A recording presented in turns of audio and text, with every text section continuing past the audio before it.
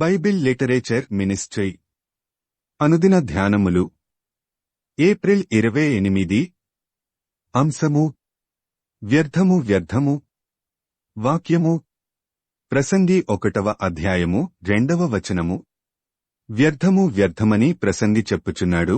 వ్యర్థము వ్యర్థము సమస్తము వ్యర్థమే. ప్రభువునందు ప్రియులారా, నేటి వాక్యమును ధ్యానించుకుందాము. పొద్దున్నే లేవగానే చెవులకు ఇంపైన మాటలు వింటే కొంచెం సంతోషంగా ఉంటారు. అంతేగాని ఇలా వ్యర్థము వ్యర్థమని వ్యర్థమైన మాటలు వినాలని ఎవరూ కోరుకోరు. అయితే ఈ మాటలు చెప్తుంది మామూలు వ్యక్తి కాదు. భూమి మీద జీవించిన మనుష్యులలో అత్యంత జ్ఞానము కలిగిన వ్యక్తి, అత్యంత ధనసంపన్నుడు, అన్ని సుఖాలు అనుభవించినవాడు. తన జ్ఞానాన్నంతా కాచివడపోసి కనుగొన్న నగ్నసత్యాన్ని అందరికీ చెప్తున్నాడు. ఆయన చెప్పిన మాటలు విని వాటిని మన జీవితానికి అన్వయించుకోవాలా వద్దా అన్నది కేవలం మన ఇష్టమే. వ్యర్థమైన జీవితాన్ని వ్యర్థమైన పనులతో ఎలా కాలం వెళ్లబుచ్చుతున్నామో మనకి తెలియదు. మనం గొప్ప పనులు చేస్తున్నామని భ్రమపడుతుంటాము. అవి అన్నీ వ్యర్థములని సొలొమోను వ్రాసిన ప్రసంగి గ్రంథమంతా చదివితే అర్థమవుతుంది. జ్ఞానులు బోధించే జ్ఞానయుక్తమైన మాటలు వినడం మనకు మేలు చేస్తుంది. సూర్యుని క్రింద నరులు పడుచుండుపాటు అంతటి వలన వారికి కలుగుచున్న లాభమేమి అని ప్రసంగి 1:3లో ప్రసంగి అయిన సొలొమోను చెప్తున్నాడు. ఈ మాటలు మనకు కొంత అయోమయాన్ని కలిగిస్తున్నాయి కదా. జ్ఞాని అయిన సొలొమోను ఉద్దేశ్యం మనుష్యులందరూ పని పాటలు చేసుకోకూడదని చెప్తున్నాడా అన్న అనుమానం కూడా రావచ్చు. ప్రసంగి గ్రంథమంతా క్షుణ్ణంగా చదవగలిగితే ఆయన మాటల జ్ఞాన సారాంశము మనకు అర్థమవుతుంది.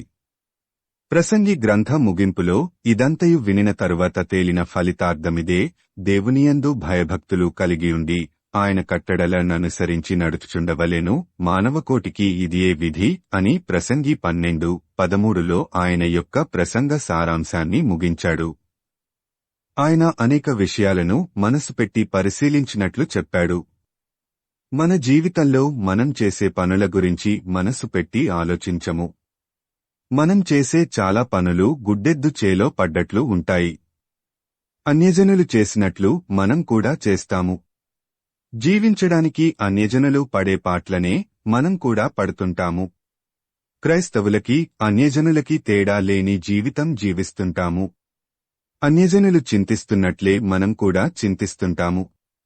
మన జీవితంలో దేవుడు లేకుండా మనం ఏ పని చేసినా అది గాలికే ప్రయాసపడినట్లే ఉంటుంది.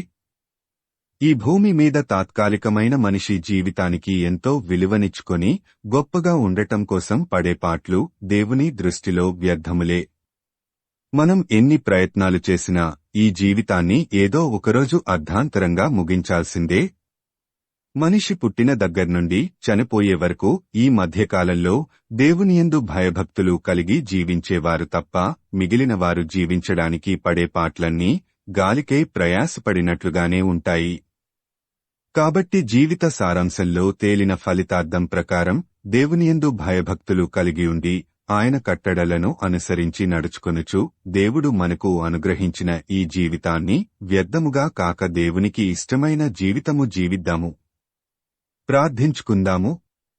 ప్రభువా, ఈ లోకంలో మేము జీవించినంతకాలము నీయందు భయభక్తులు కలిగి నీ ధర్మశాస్త్ర కట్టడల ప్రకారము నడుచుకొనుటకు సహాయము చేయమని యేసయ్య నామమున అడుగుచున్నాము తండ్రి. ఆమేన్.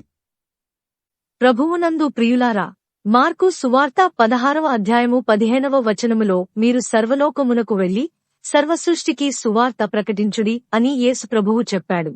కాబట్టి సువార్తను ప్రకటించడంలో భాగంగా ఈ వాక్యమును మీ స్నేహితులు, బంధువులకు షేర్ చేయమని ప్రభువు నామమున కోరుతున్నాను.